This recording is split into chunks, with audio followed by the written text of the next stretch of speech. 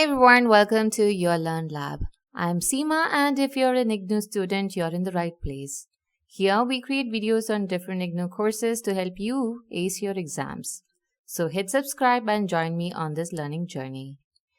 Today we are doing the third video on MEG-03 Block 5 British novel Middlemarch by George Eliot. In our previous lectures, we explored the novel structure, characters, major themes, and George Eliot's place within the English literary tradition. Today we dive deeper into the philosophical foundations that shape the world of Middlemarch. Understanding these ideas will help you grasp the complex destinies of the characters and the moral universe Eliot creates. We'll be closely following your IGNOU MEG-03 Block 5 Unit 3 material. So what are we covering today? In today's lecture, we will explore how youthful idealism transforms into disillusionment in key characters. We will also analyze the impact of societal structures on personal dreams and relationships, discuss the theme of the illusion of free will in a deterministic social world, and examine George Eliot's philosophical influences, Comte, Darwin, Feuerbach, and how they shape the novel. Understand Middlemarch as a philosophical reflection on morality, interconnectedness, and human limitation.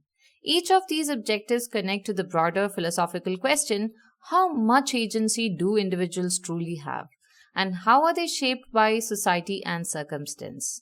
Stay tuned till the end of the session to make sure you're all set for your exam. Now, let's take a look at how Eliot dramatizes the philosophical idea of human helplessness and desire for control through the motif of waiting and watching. Our first major section is titled In the Lengthening Shadow, a fitting phrase suggesting the shadow of death looming over several characters. This section focuses on the evolving relationships of Casaubon, Dorothea, and Peter Featherstone, particularly as they face illness and death. The motive of waiting and watching is central here. As illness and mortality approach, these characters engage in waiting and watching, symbolizing both literal waiting for recovery, for death, and deeper emotional surveillance. Casaubon watching Dorothea, Dorothea watching her own heart, Featherstone scheming about his wealth. We begin to see Casaubon in a new light in this. Initially, he might have seemed like a caricature of a dry scholar, but Eliot presents him with more nuance, highlighting his own frustrations and anxieties. We see that, in a way, he is also trying to control his life and legacy, much like other characters in the novel. As Barbara Hardy says, we observe frustration, fear, anxiety, understandings, insensitivity, love, sympathy, and professional detachment blended with that good, humane curiosity informed by imagination. Through this motive, Eliot shows how human beings cling to illusions of control even in the face of inevitable decline. Notice how this ties into our objective about freedom being illusory. Casaubon's personal tragedy becomes Eliot's philosophical exploration of egoism and the failure to adapt to new intellectual realities. Eliot, while criticizing him, also grants him dignity. She writes, "It is an uneasy lot at best, to be what we call highly taught and yet not to enjoy." Casaubon becomes a tragic figure burdened with vast, outdated learning but incapable of producing anything meaningful. His life's work, the key to all mythologies, become a symbol of futility. He marries Dorothea hoping she will admire and assist him. Instead, her vitality unsettles him, making him painfully aware of his own inadequacy. There is a contrast established by Eliot between Casaubon's self-serving ambition for scholarly fame and Dorothea and Lydgate's more altruistic desires to improve the world around them. Casaubon spends a lifetime researching for his key to all mythologies, a metaphor for control, trying to give direction to life's inchoate forms. He misjudged his compatibility with Dorothea just as she did him. Even early on, he felt uneasy, suspecting her of seeing his efforts as fruitless. He was irritated by her presence, yet jealous of her absence. Thus, his failure is not only intellectual but deeply emotional. And this theme of internal disillusionment prepares us for similar trajectories in other characters. In the following part, we will see how Eliot links personal suffering to larger ideas of human limitation. Duty, guilt, resentment, all shaped by societal roles. For this, we dive deeper into the motive of waiting and watching. Let us shift our attention to Casaubon's failing health, including a heart attack after a tense encounter with Dorothea. Lydgate is called in, seamlessly connecting their stories. Chapter 30 delves into the thoughts of Casaubon, Dorothea, and Lydgate. Lydgate observes Dorothea's internal conflict as she grapples with her feelings for her ailing husband. She pleads with Lydgate, "Tell me what I can do." It is a cry from the soul. Lydgate advises her to guard him against mental agitation. Dorothea reflects on her marriage, torn between memory, guilt, fear, repressed hostility, helplessness, and resolve. Eliot suggests that Dorothea choose duty, suppressing her negative sentiments to care for Casaubon. However, her agitation hints that these resentments may resurface later. Casaubon, too, is trapped in a state of waiting and watching, his failing health mirroring the failure of his scholarly work. Eliot withdraws our sympathy from him, portraying him as an unyielding and mean towards Dorothea. His withdrawal, as psychologists might call it, rejects all offers of help, creating a growing distance between them. Her innocence regarding Ladislaw's attentions fuels his coldness. The contrast between the two men, old and young, gloomy and cheerful, and so on, is emphasized, highlighting Casaubon's egotism, which is a key theme in the novel. His suspicion of his own intellectual capabilities, a dreadful secret he can't admit, and his fear that Dorothea will uncover his inadequacies further contribute to his behavior.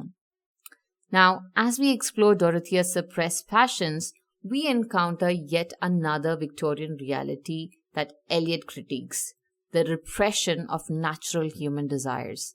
It's important to remember that the Middlemarch was written during the Victorian era, a time when societal norms and taboos heavily influenced literature. One of these taboos was the open discussion of sexuality. While not explicitly stated, the attraction between Will and Dorothea had a sexual dimension. The dry intellectualism of Casaubon and his distaste for physical touch are contrasted with Will's appreciation for the sensual, albeit within the acceptable bounds of Victorian writing. Feminist critics like Sandra Gilbert and Susan Goober have noted how women writers often used indirection to address such subjects with madness, sometimes serving as a meta-language for unfulfilled desire. Dorothea's dismay at Casaubon's coldness doesn't lead to madness, but as Virginia Woolf suggested, Middlemarch is a novel for grown-up people, alluding to the presence of these complex adult themes. Moving on, Featherstone's desperate clinging to money echoes a key philosophical irony in Eliot. Human beings often seek to exert control over life even when death is inevitable. His death gives another perspective on control, this time through avarice. Like Casaubon's desire for intellectual control, Featherstone's greed is a way of attempting to exert power even from his deathbed. The deathbed scene in chapter 33, where Mary Garth attends to the dying Featherstone, is a study in contrasting character. The angry, helpless, and immobilized Featherstone rattles his keys and tries to bribe Mary into altering his will. Mary refuses, choosing her conscience over financial gain, even though it would benefit Fred Vincy, whom she loves. This introduces the theme of money and morality, which is significant throughout the novel. As death clears the ground, Eliot shifts focus to love. But even love, she suggests, is shaped by moral character and social interconnectedness. The deaths of Casaubon and Featherstone creates a shift in the narrative and allows Eliot to explore these themes in detail. We see this in the relationships that develop and evolve in the aftermath of their deaths. Eliot uses metaphors like web, node, and tissue to illustrate the interconnectedness of individuals within their community and the larger universe. Though seemingly unconnected, Casaubon and Featherstone are linked thematically through their wills. Similarly, the theme of love connects three disparate stories in the Book 4 of Middlemarch. The relationship between Fred Vincy and Mary Garth is one example. While critic Henry James found Fred's story less compelling, it highlights Mary's strong moral character and the importance of family and community values represented by the Garth family. The Garth family serves as a kind of moral center in the novel. A scene where Mrs. Garth cooks while testing her children in grammar and history exemplifies a family united by shared values. Self-centeredness has no place here as demonstrated by Mary's integrity, even at the cost of her personal happiness. Eliot contrasts Mary's integrity with the prevailing social hierarchy, suggesting that moral authority isn't exclusive to the elite. Mary and Dorothea share similar qualities. Next, through Rosamund's maneuvering, Eliot invites us to question whether marriage is a free choice or a survival strategy conditioned by society. Lydgate's romantic attachment is initiated and controlled by Rosamund, who had set her sights on him early on. Chapter 31 provides a detailed and dramatic portrayal of this. Lydgate, in a hurry, enters the room intending to leave a message for her father. Rosamund, engaged in embroidery, is hurt by his abruptness. Whether by accident or design, she drops her needlework and both bend to retrieve it. Eliot describes the moment. When he rose, he was very near to a lovely little face. But as he raised his eyebrows now, he saw a certain helplessness quivering which touched him quite nearly. At this moment, she was as natural as she had ever been when she was 5 years old. That moment of naturalness was the crystallizing feather touch. It shook flirtation into love.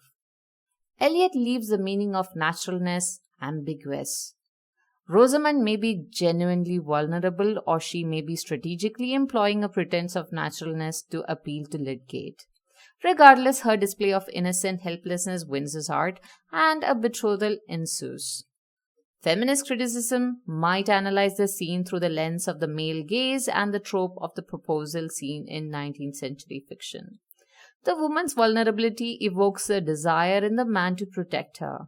While this dynamic originates in the chivalric code, 19th century novels also depict women who manipulate this model for their own gain, like Becky Sharp in Vanity Fair or Scarlett O'Hara in Gone with the Wind.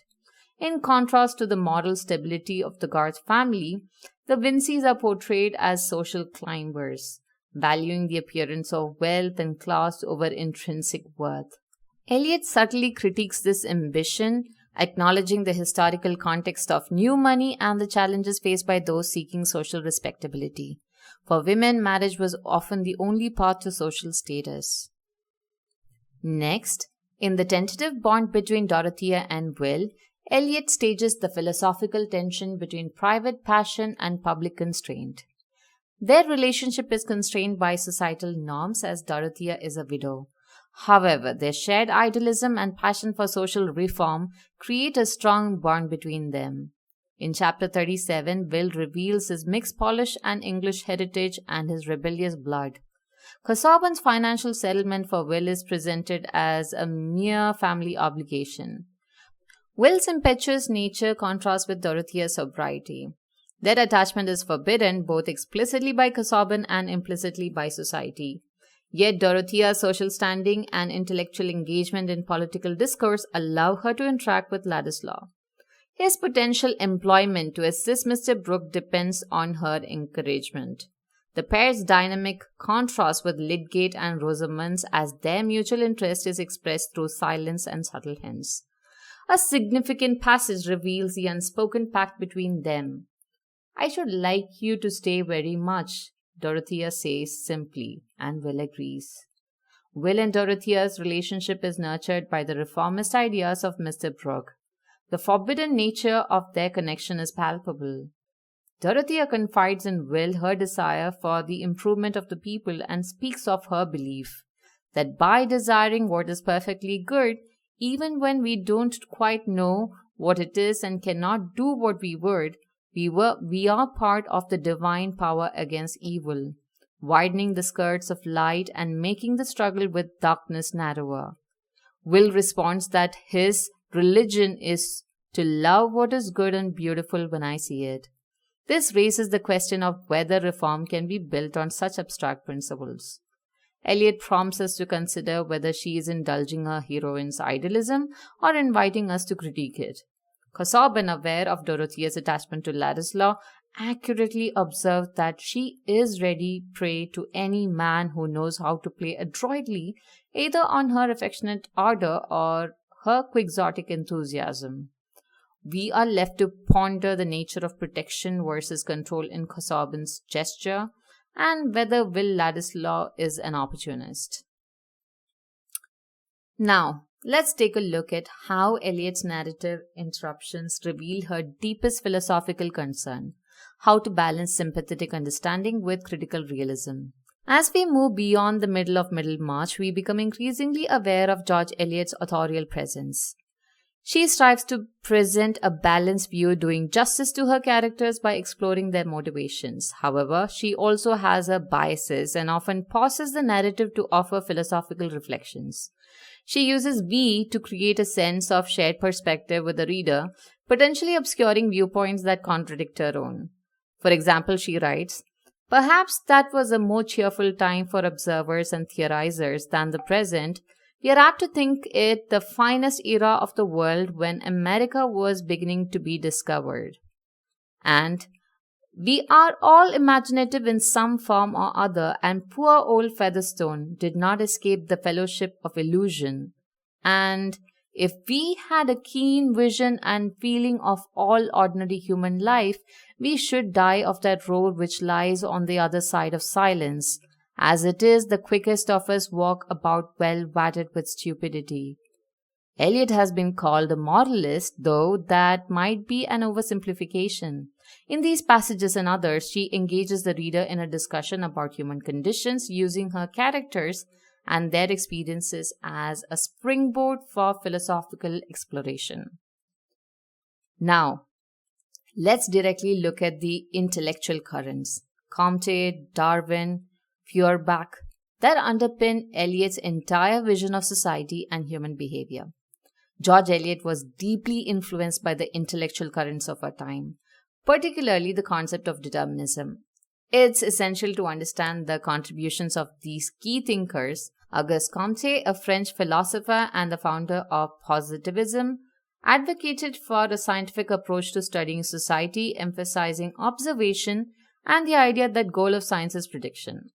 He saw historical processes as dynamic and progressive, and society as an organic entity. Charles Darwin's The Origin of Species challenged biblical narratives, arguing that species evolve through natural selection and adapt to their environment. His theories, based on scientific observation, question the idea of a benevolent God. Ludwig Feuerbach, a German philosopher, critiqued religion, arguing it was a human construct. He emphasized the importance of human consciousness and its cultural products. Eliot was deeply influenced by Feuerbach's ideas, translating his The Essence of Christianity. Eliot synthesized these ideas into her own worldview, evident in Middlemarch. She emphasizes the verifiability of human experience through scientific observation and prioritizes a religion of humanity. She also acknowledges the Darwinian concept of adaptation and the influence of heredity, as seen in characters like Will Ladislaw and Bulstrode. Causality is a key element, even as destiny is viewed with irony.